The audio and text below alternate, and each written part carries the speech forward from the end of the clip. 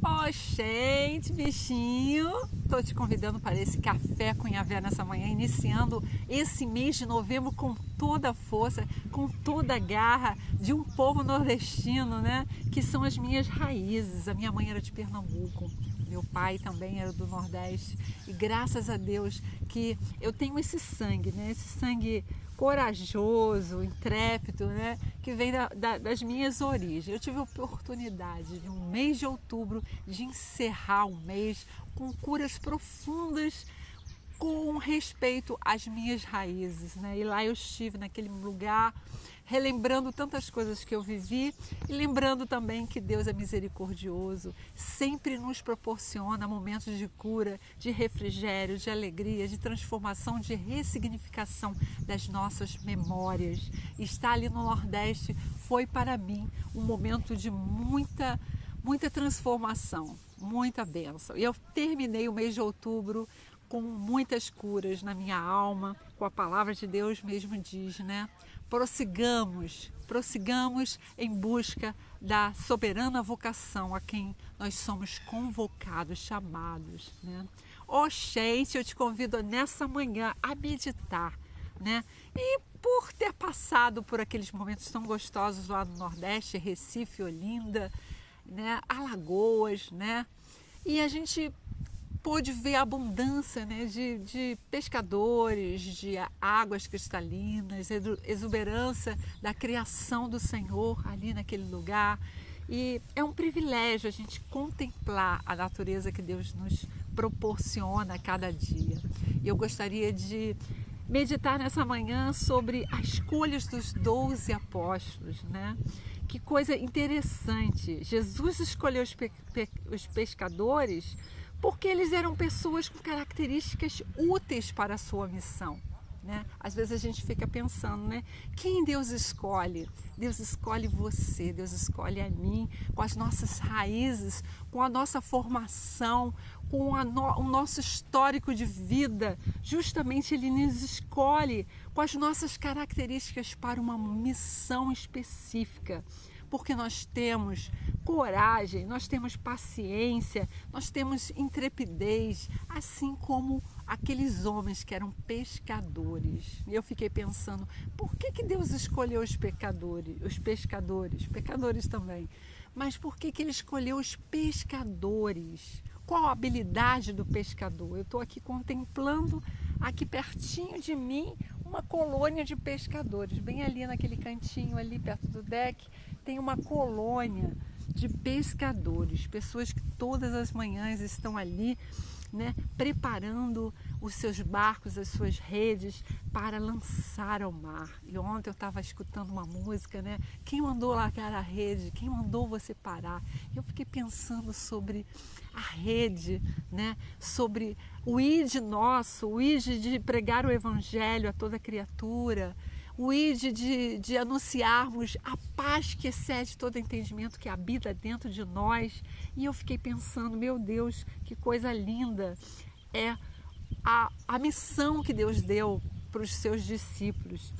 Ide e pregai o evangelho. Jesus escolheu então os pescadores porque eles eram homens intrépidos, eram homens corajosos, eram homens pacientes, habilidosos com o instrumento que era a rede, né?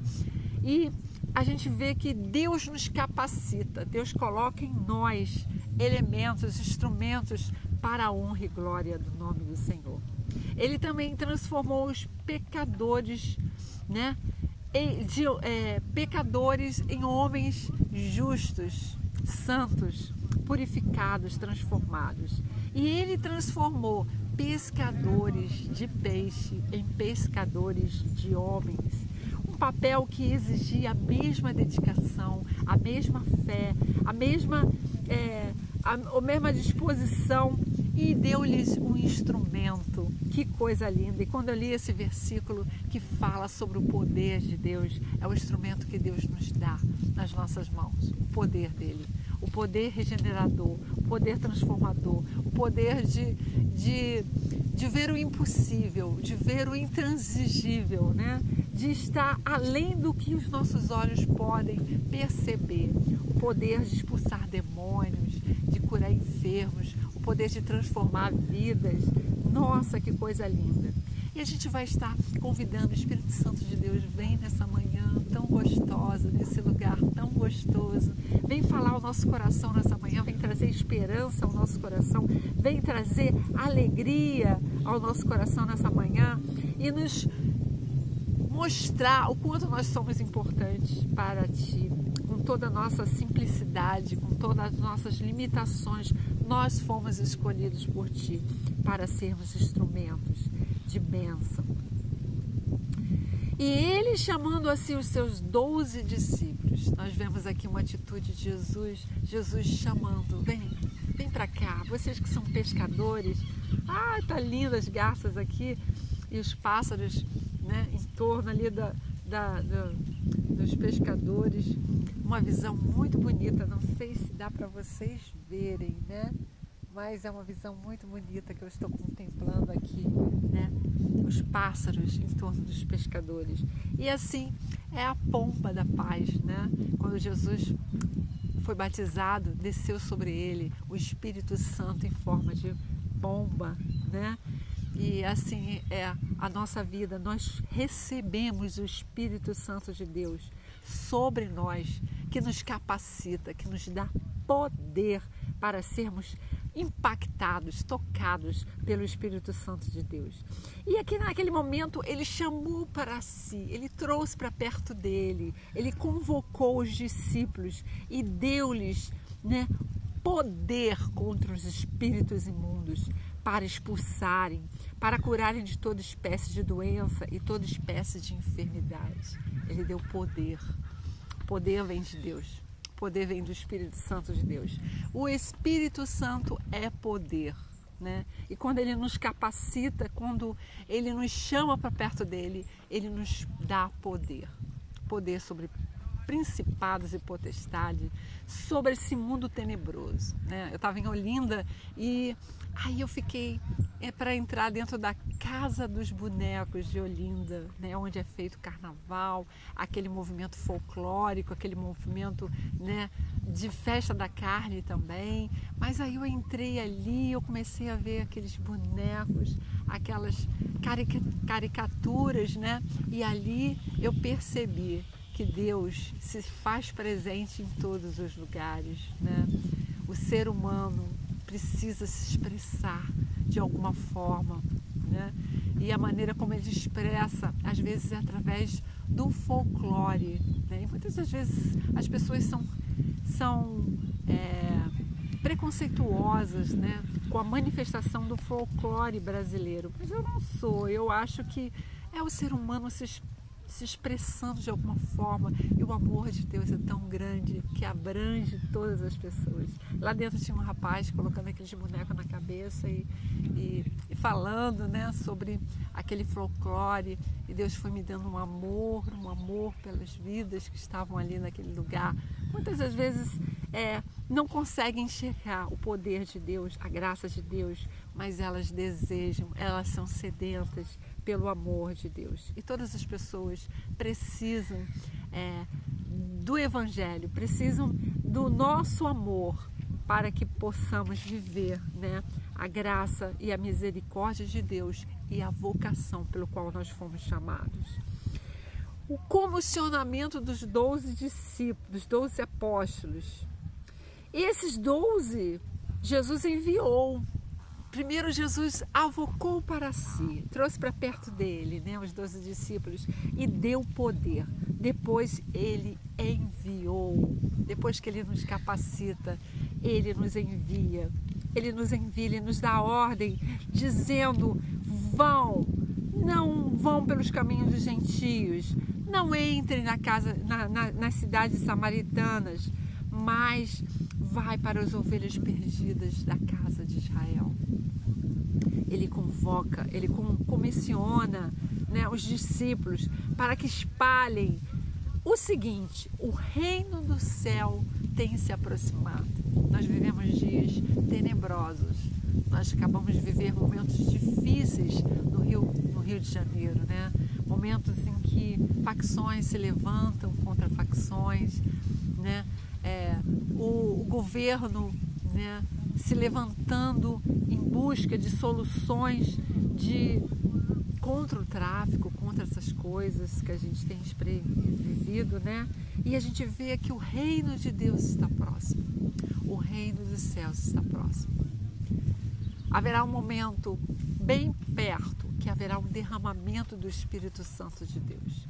Haverá um momento em que nós seremos pescadores de homens e lançaremos as redes para que nós possamos buscar para perto de nós as pessoas que carecem da glória de Deus, da graça de Deus, do amor de Deus, as pessoas que não conhecem, né, que nunca vivenciaram o viver com o Espírito Santo de Deus. Gente, né?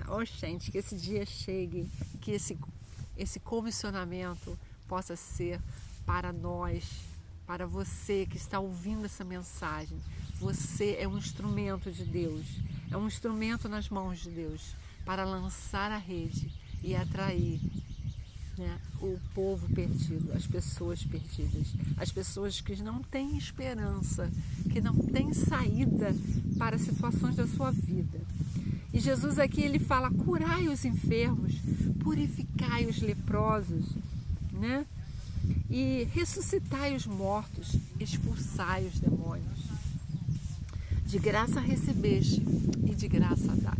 Muitas pessoas estão usando o Evangelho para adquirir dinheiro, fortunas, usando, né, as igrejas para prosperarem, para conseguirem outras coisas, senão o Evangelho, a propagação do Evangelho.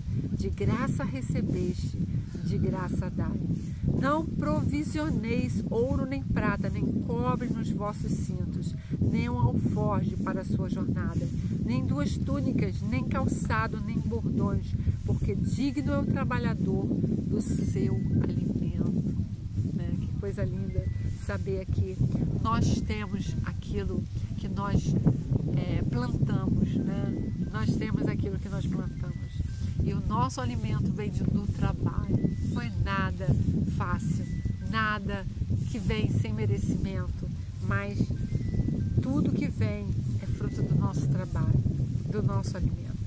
Em qualquer cidade ou aldeia em que entrardes, investigai quem nela é digno, e ali vos hospedeis até prosseguirdes. Interessante aqui, né, que ele está ordenando, comissionando os discípulos de falar: e quando você entrar numa cidade, procurar investigar nela quem é digno, e ali hospedeis até prosseguirdes. Deus nos faz missionários em todo lugar. Eu estava lá no Nordeste e de repente um homem veio vender, né, toalhas na praia, e naquele momento que ele estava vendendo, o Espírito Santo me usou para profetizar sobre a vida dele, e ele falou: eu recebo. Ele era um homem de Deus. Olha que coisa interessante, né? E naquele momento, ele ali vendendo aquelas coisas, Deus mostrava coisas maravilhosas para a vida dele, coisas que ele talvez não conseguia visualizar. E ele falou assim: é profético, você é uma missionária. Ele falou assim: eu te deixo uma palavra. E ele me deu um versículo naquele momento que tocou no meu coração. Eu falei: meu Deus, onde a gente está, a gente é usado por Deus. A todo momento Deus quer nos usar e abençoar e fazer com que a nossa boca seja boca profética, né? Boca profética para a vida de tantas pessoas que estão carentes de uma palavra. E quando Deus te usa, né, não é você, mas é o poder que Deus comissionou para nós e derramou sobre nós. O poder de Deus sobre as nossas vidas. E quando entrares em uma casa, saudai-a. E se a casa for digna, deixai sobre ela a vossa paz. Mas se não for digna, torne-se para vós a vossa paz. Né? Às vezes a gente vai em determinados lugares, nós entramos numa pousada. E naquela pousada, né, eram pessoas de Deus. Eram pessoas que estavam começando a vida e estavam começando um empreendimento ali. Eu senti que a paz tinha que ficar naquele e houve um momento de turbulência, um momento em que o inimigo tentou tirar a paz do nosso coração, do coração daquele casal, mas eu me lembrei, né, agora, nesse momento, dessa palavra de Jesus: se a casa for digna, deixai sobre ela a vossa paz, mas se não for digna, torne para vós a vossa paz. Naquele momento eu senti que aquela casa era digna de nós deixarmos a paz. Fique em paz. Quando eu falei para aquela moça, né, fique em paz, fique tranquila, né, que Deus está contigo, nada vai acontecer de mal contra a sua vida, com o seu empreendimento, né, e a gente deixa a paz. Mas quando não é um lugar de paz, né, a gente sai e a gente leva conosco a nossa paz. E todo aquele que não vos receber, nem ouvir as vossas palavras, quando vós partirdes daquela casa ou cidade, sacudi a poeira dos vossos pés. Essa palavra é muito forte, né? Porque às vezes a gente quer ser bem recebido em determinado lugar. Às vezes a gente quer forçar uma situação para que a gente seja bem recebido, mas se não for, sacode a poeira dos vossos pés e sai, levando contigo a sua paz. A paz vai sempre contigo, em todos os lugares. Nós somos, com isso, eu aprendo nessa manhã que o Espírito Santo nos ensina que nós somos mensageiros de paz. Nós somos propagadores da paz.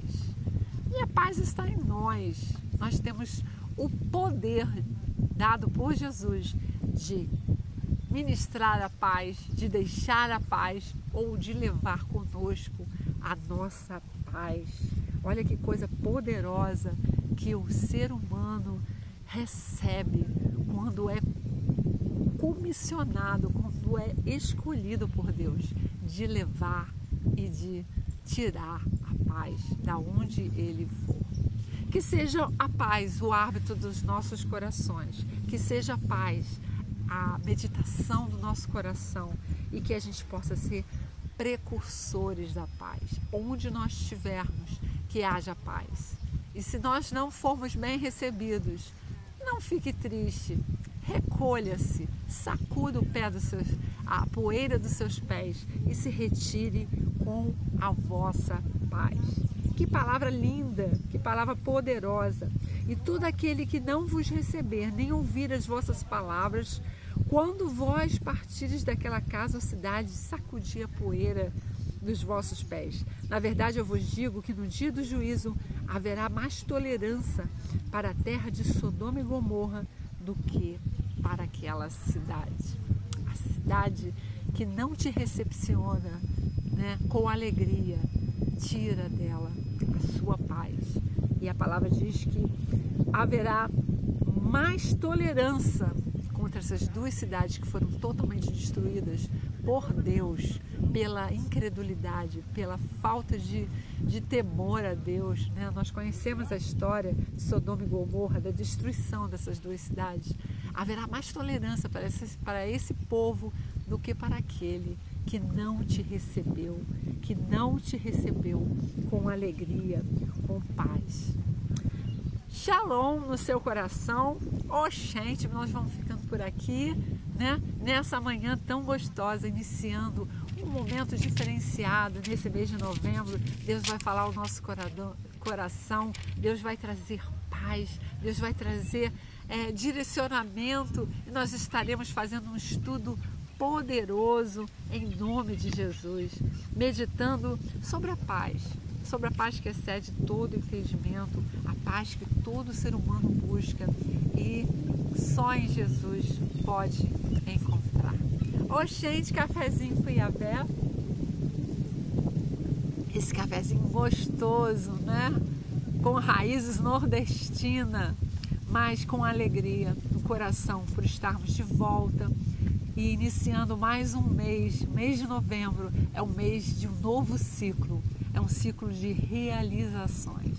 Nós tivemos um ciclo de cura, de libertação, e agora nós entraremos num ciclo de realizações, de paz.